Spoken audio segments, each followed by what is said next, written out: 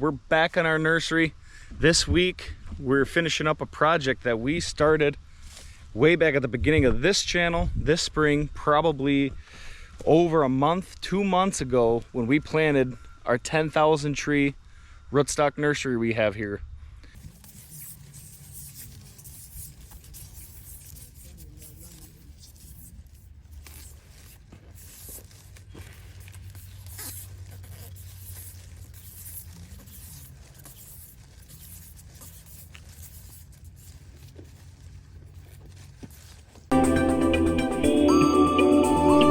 So today we are budding and grafting, taping our nursery into the desired different types of apples that we want. We're going to do 3 different types here. We're going to do ambrosia, which we've already finished on this side, and now we're doing our Ida Reds, and then we have regular, kind of a normal honey crisp that we're going to plant here in the middle.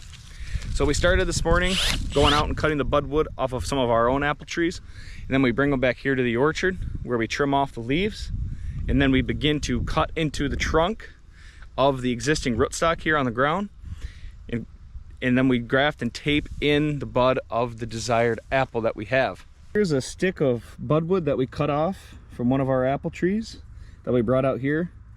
Each one of these green bumps on the stick here it used to be the stem of a leaf, and then underneath the stem is where the bud is. You can see it's kind of dark on the inside there. So what they do is they cut underneath this and take this whole bud and leaf stem off of this and put it on the ground into the rootstock.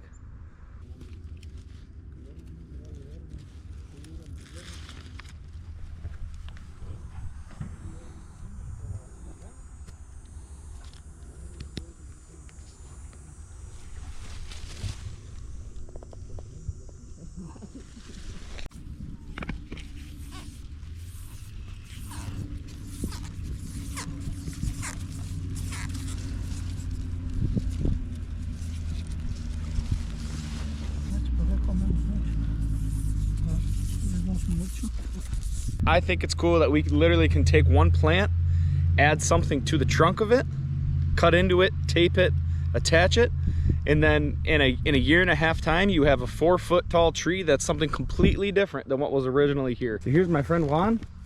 Yes. He's out here cleaning the trunks before the guys start the grafting process, because any dirt will kill the bud if we tape it in with the bud. So we got to get that cleaned off, and he's also pruning off any low branches that will interfere with getting the taping done easily also. So a little more back information if you missed this video from earlier this spring.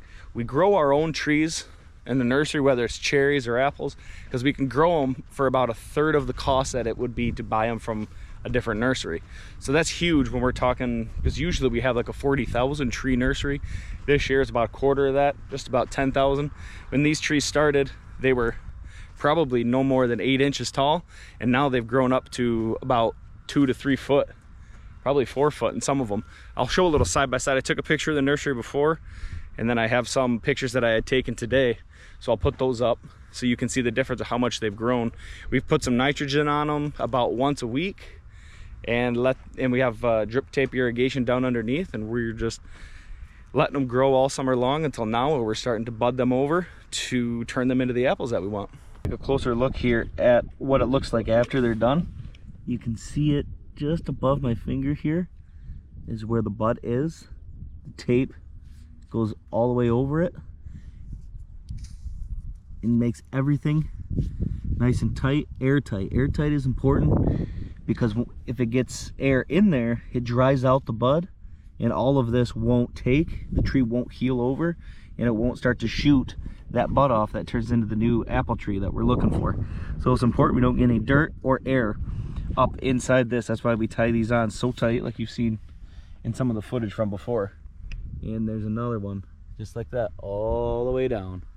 10,000 trees. So now we just completed our 3rd day here in the nursery. All 10,000 trees are done.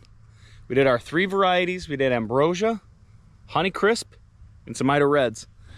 Next week, we'll be doing honey harvest. Well, Travis is gonna make another appearance. He's gonna go through everything that has to do with the honey harvest. Right now, they're bringing the boxes in from the fields and the orchards, taking them to our bee barn and putting them in the heat room to warm up. And then he'll go over everything for us. So if you missed us putting the bees out this spring in the orchard where Travis talks about that whole process, you can click on this video here. Very great information. It'll catch you up on what we're looking forward to next week.